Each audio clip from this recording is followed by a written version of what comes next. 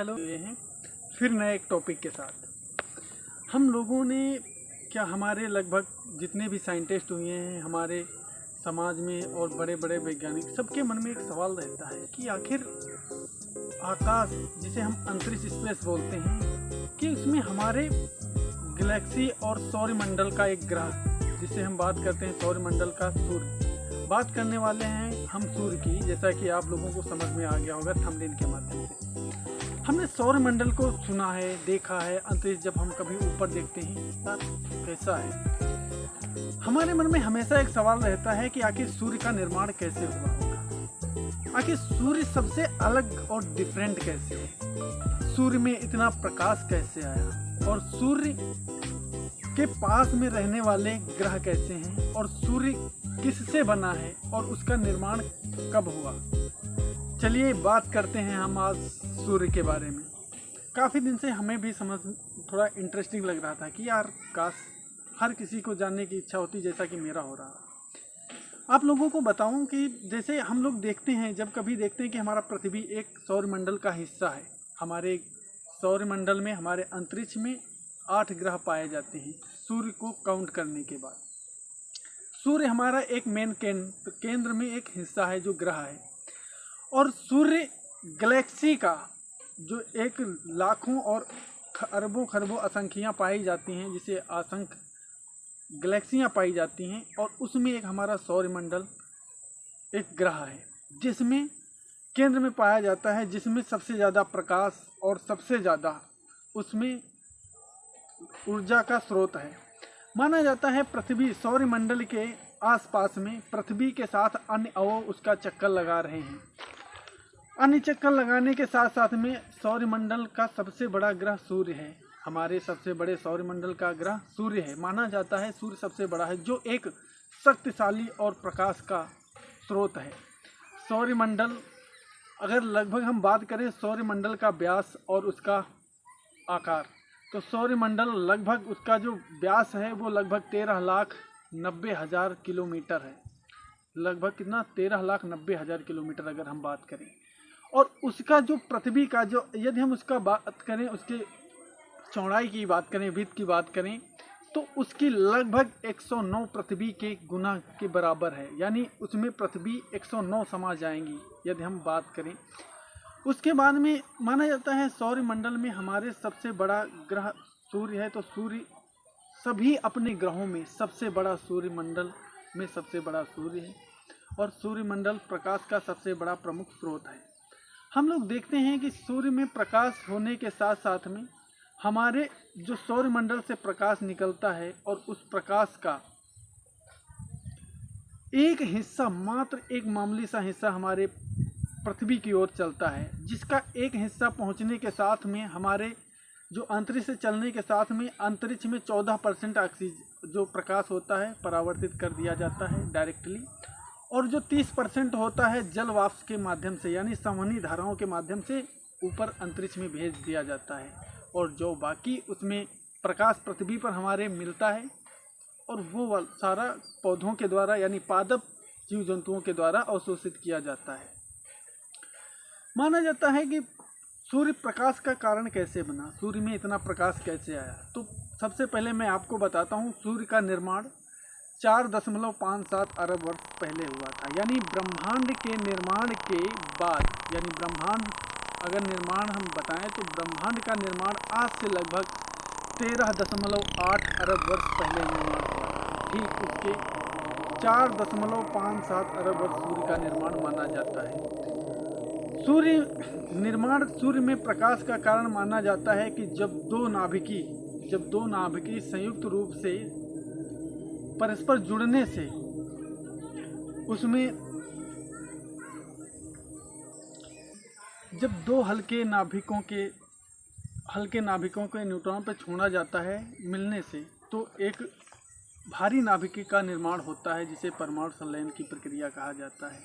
यानी दो नाभिकी परमाणु संलयन के कारण जो संयुक्त रूप से जो द्रव्यमान होता है, एक भारी संलयन का निर्माण करने के कारण उसका द्रव्यमान कम हो जाता है, और वह जो द्रव्यमान दो भारी नाभिकों के कम होने का कारण माना जाता है कि प्रकाश में कन्वर्ट हो जाता है। तो वह एक अपने प्रकाश में बदल जाता है, जैसा कि हमारे सूर्य का निर्माण हुआ है। यानी जो भारी जो उसका द्रव्यमान है, जो उसका मास है, मास को एनर्जी में कन्वर्ट होने से द्रव्यमान कम हो जाता है। अब बात करने वाले हैं हम फोटोस्फेरिक की। ठीक है, फोटोस्फेरिक घटक क्या है? हमारे सौरमंडल में टोटल गैस 13 प्रकार की पाई जाती हैं और जिसमें सबसे ज़्यादा 2 गैसों का भार माना जाता है, 2 गैसों का भार पाया जाता है, जिसमें हाइड्रोजन 74% पाया जाता है और जो हमारे हीलियम है, हीलियम पाया जाता है 24%। यानी टोटल गैस का 100% की हम बात करें तो 74% हाइड्रोजन और हीलियम 24% पाया जाता है, बाकी की अन्य गैसें पाई जाती हैं। तो आपको तो ये समझ में आ गया होगा कि सबसे ज़्यादा मात्रा किसकी है, जो परमाणु संलयन यानी नाभिकीय ऊर्जा में कन्वर्ट करने वाले गैसों का है। फिर हम बात करने वाले हैं कि जो महत्वपूर्ण गैसें हो गई, उसके बाद में कि सूर्य का जो प्रकाश उससे निकलता है, एक भाग पृथ्वी पर सिर्फ 8 मिनट 22 सेकेंड में हमारे पृथ्वी पर पहुंच जाता है। यानी उसकी गति की हम बात करें तो कितनी किलोमीटर की गति से सूर्य की किरणें चलती हैं हमारे पृथ्वी की ओर? 241 किलोमीटर पर सेकेंड की स्पीड से। यानी अगर हम बात करें ये सूर्य की किरणें डायरेक्टली अगर वायुमंडल हमारा एटमॉस्फेयर ना हो तो मनुष्य को सीधे पार कर जाएंगे, यानी हर एक चीज़ को पार करके वो क्रॉस कर जाएंगे, यानी सभी कुछ तहस नहस बर्बाद हो जाएगा। यानी वही बात हुई कि एक परमाणु बम जिस तरह काम करता है नाभिकीय संलयन विस्फोट का, वही हमारी ये किरणें कॉस्मिक वेव जो होंगी वो काम करेंगी। फिर हम बात करते हैं कि हमारे जो जगत में देखा जाए खगोलीय पिंड होता है, खगोलीय पिंड में जो दूरदर्शी, यानी हम कैसे पता करते हैं हमारे सौरमंडल की इतनी दूरी है? तो मैं बात करता हूं कि हमारे सौरमंडल की दूरी पृथ्वी से अगर हम बात करें कितनी दूरी है, तो हमारे सौरमंडल से पृथ्वी की दूरी 14 करोड़ 9 लाख यानी 14 करोड़ 96 हज़ार किलोमीटर है। 14 करोड़ 96 लाख किलोमीटर हमारे पृथ्वी से सूर्य के बीच की दूरी पाई जाती है। अब ये सुनकर तो आपको समझ में आ रहा होगा कि कितना बड़ा डिस्टेंस है दोनों के बीच में। यानी जहां हमारे पृथ्वी से चंद्रमा लगभग 13,84,000 किलोमीटर है, वहीं सूर्य 14 करोड़ 96 लाख करोड़ किलोमीटर है। यानी धरती आसमान कहें तो हम बहुत ही डिफरेंस उससे अंतर है। फिर भी उसकी किरणें हमारे पृथ्वी पर 8 मिनट 22 सेकंड में पहुंचती हैं, तो आपको यह तो अनुमान लग गया होगा कि इसकी गति कितनी किलोमीटर है। अब हम आपको बताते हैं, जब हमारे सौरमंडल का, हमारे जो सौरमंडल के जो जलते हुए ग्रह है, उसमें हमें हमारे जो दूरदर्शी यंत्र है, मतलब दूरदर्शी यंत्र जो हमारा टेलीस्कोप है, जो सूर्यमंडल को मेजरमेंट करता है और ऑब्जर्वेटरी है, उसके द्वारा मापा गया है कि सूर्य का जो उसकी सतह पर काले काले धब्बे नुमा छोटे बड़े दिखाई देते हैं। छोटे छोटे काले काले, यहाँ से तो हमें लाइट में एकदम प्रकाश में यानी पुंज दिखाई देता है, लेकिन सौरमंडल में जब दूरदर्शी यंत्र से हमने देखा तो उसमें नासा के अकॉर्डिंग आपको बताते हैं, नासा की एक रिपोर्ट है जिसमें बताया गया, 2010 में उसकी रिपोर्ट निकली थी कि दूरदर्शी यंत्र से जब सूर्य मापा गया तो उसमें छोटे और बड़े काले काले धब्बे जैसे दिखाई पड़े। हमारे यहाँ आज भले ही इतनी दूर से हमें बिल्कुल क्लियर लाल दिखाई देता हो आकाश का गोला, उसे हम सौर्य कलंक बोलते हैं, यानी सौर्य कलंक। और यह धब्बे एक स्थायी रूप से नहीं रहते हैं, ये हमेशा चलते रहते हैं, अपने आकार में बढ़ते रहते हैं, यानी एक स्थान से दूसरे स्थान बढ़ते रहते हैं। उसके बाद में हम बात करें, अगर वैज्ञानिकों की बात करें तो सूर्य का जो हम अगर परिक्रमा की बात करें तो सूर्य अपने अक्ष पर, यानी जो हमारी पृथ्वी होती है, सूर्य अपने अक्ष पर, सूर्य पश्चिम से पूर्व की ओर रोटेशन करती है अपने अक्ष पर, और परिक्रमण कितना करती है? 365 दिन में। सूर्य अपने अक्ष पर घूमते हुए, क्योंकि वह भी परिक्रमा करता है अपने स्थान पर स्थितिक होकर, और वह मात्र कितने दिन में यात्रा करता है? 27 दिनों में अपना परिक्रमण काल पूरा कर लेता है। लेकिन यदि हम बात करें उसके घूर्णन की, यानी परिक्रमण की, जो परिक्रमा पूरी जो करता है, यानी रोटेशन करता है, राउंडिंग करता है, उसकी बात करें तो वह 22 से 24 करोड़ अरब वर्ष या करोड़ वर्ष लगाता है समय। 22 से 24 करोड़ वर्ष इसे लग जाता है। इसे प्रकाश वर्ष कहते हैं, यानी प्रकाश वर्ष कहा जाता है। प्रकाश की परिक्रमा लगभग 200 वाला हूँ सूर्य में। सूर्य एक ऐसा ग्रह होने के साथ साथ में सूर्य का निर्माण कैसे हुआ? सूर्य का निर्माण 4.57 अरब वर्ष हुआ है। सबसे पहले सूर्य का निर्माण नेबुला हाइपोथेसिस यानी अंतरिक्ष में जब ब्रह्मांड का निर्माण हुआ तब वहाँ पर कुछ भी नहीं था। ब्रह्मांड के निर्माण होने के बाद में उसमें छोटे छोटे धूल कण के जो थे एक गुब्बारा फुहारा जैसा बना। नेबुला हाइपोथेसिस कहते हैं। सूर्य मंडल का यानी ग्रह का निर्माण प्रारंभ वहीं से हुआ। सूर्य के निर्माण होने के बाद कुछ समय बाद जो मेन सीक्वेंस बना एक तारे के रूप में बना, यानी मास से प्रकाश में कन्वर्ट हो गया, जिसे आपको अभी हमने नाभिकीय परमाणु संलयन की प्रक्रिया आपको बताई थी। तो यानी जब मास द्रव्यमान में बदल जाता है तो उसका आकार कम हो जाता है। सूर्य जब अपने द्रव्यमान में कन्वर्ट हुआ, द्रव्यमान से प्रकाश में एनर्जी इनटू मास में कन्वर्ट हुआ, तो वह प्रकाश में कन्वर्ट हुआ तो उसे मेन सीक्वेंस कहते हैं। यानी एक तारा बना जो हमारे यानी आधे अरब वर्ष उसका समय काल माना जाता है। जो हमारा सूर्य है उसका आधा जीवन हो चुका है, यानी खत्म हो चुका है, आधा जीवन ही सूर्य का बचा है।